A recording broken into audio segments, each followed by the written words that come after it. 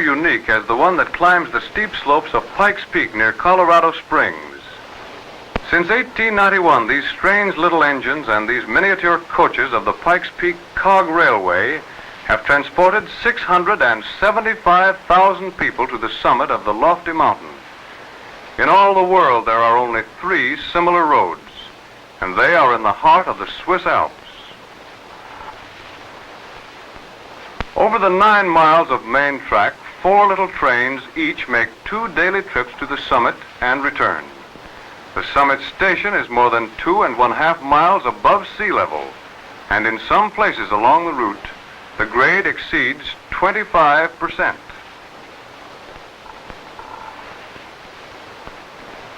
The tiny locomotive weighs only 32 tons, but develops 25,000 pounds of tractive force power with which to push the coaches up the steep slopes.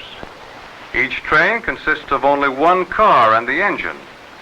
The center of the track is equipped with a cog rail which fits into a driving gear beneath the engine and assures a safe means of locomotion. The coach is not attached to the engine, it is pushed up, and on the downward trip the locomotive serves to halt a too hasty descent of the car. As we ride along, we realize that once again men and steel have triumphed over nature, and we wonder what new fields of conquest will open to skill and might and iron. Only a few years ago, this land was a wilderness of mountains and plains. But today, thanks to the foresight of hardy pioneers, Colorado has become a great state that offers a wealth of beauty to its guests, a beauty that has been inaccessible until man made possible the ways to see it. From the slopes of Pikes Peak flows a great city's water supply, and beautiful Lake Moraine stores millions and millions of gallons of pure melted snow water. With the approach of summer, the road must be cleared of snow so that the road bed may be inspected and minor repairs and improvements made. For though the Pikes Peak Cog Road is not operated the entire year, it receives the same care and attention as a major railroad. The snowplow plunges into the giant drifts, which in some places are more than 30 feet deep, a colossal mole boring into a mountain of ice.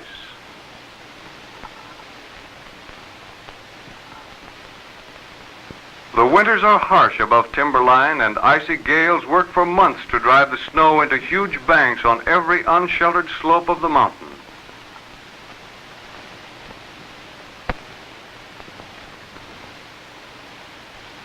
Here, Jack Frost makes his last defiant stand against the onslaught of summer and warm winds.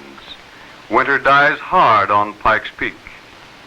With the roadbed cleared of snow, it is only a few days until the first passenger train makes the maiden trip of the year. When people in the valley are dressed in summer attire, the peak still presents a picture of winter. Although a great deal of snow has melted, some high drifts remain until midsummer, and the train proceeds cautiously around the curves, where the banks of ice are higher than the train itself, and a cave-in would mean that the train crew would have to man shovels to clear the track. While the engineer oils his engine and replenishes the water supply, the passengers leave the coach to have a snow fight. A good snowball fight is great in winter, but it's greater in summer when the lower world feels the effects of a rising thermometer.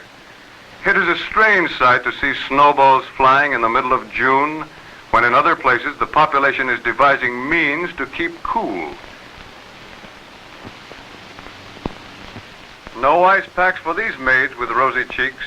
They'll take theirs nature's way, and the more snow they get thrown at them, the better they like it.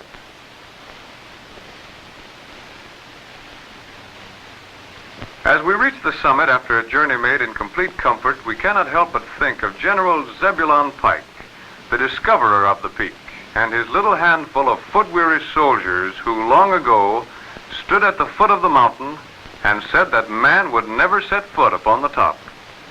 General Pike turned his back on the mountains, firm in his belief that this giant of the Rockies would defy all efforts of man to reach its summit. But man, on his march of progress, not only conquered the peak, but has made the ascent possible for all. Our hands grow cold as the temperature hovers around zero, But we grind on, for the day is clear and clouds below us will make a beautiful picture, to say nothing of the ladies. As we leave the summit, we reflect that our day spent in curious Colorado has been complete except for one thing, an interview with the man who has caused these things to become realities, the man who has made his own dreams come true. Meet Spencer Penrose, who as a young man sought his fortune in the gold fields of Cripple Creek, Colorado. Colorado gave up much of its precious yellow metal to this man, but he saw another wealth in the great state, a wealth that cannot be counted in dollars and cents. A lover of the outdoors and of animals, Mr. Penrose wanted the world to see the beauties that were his to see every day. And so he built most of the attractions that are to be found in the Pikes Peak region, so that his fellow men might take advantage of the beauties of nature.